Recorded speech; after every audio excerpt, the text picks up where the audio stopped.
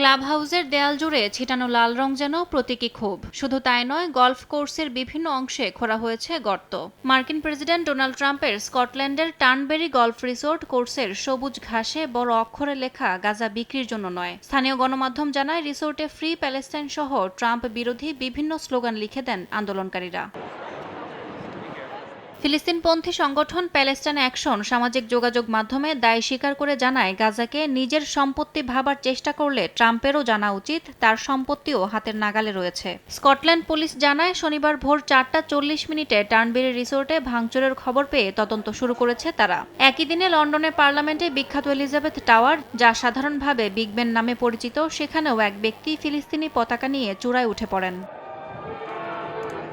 গত মাসে Donald Trump Gaza উপত্যকা দখল করে এটিকে মিডল ইস্টের রিভিয়েরা বানানোর ঘোষণা দিয়ে আরব বিশ্বে ক্ষোভের জন্ম দেন। ফিলিস্তিনের প্রতি সংহতি জানিয়ে পশ্চিমা বিশ্বে বিক্ষোভ অব্যাহত রয়েছে। সেই ক্ষোভের এই স্পষ্ট চিহ্ন এবার তার ব্যক্তিগত সম্পত্তিতে। ইয়াসমিন অনন্যা, সময় সংবাদ।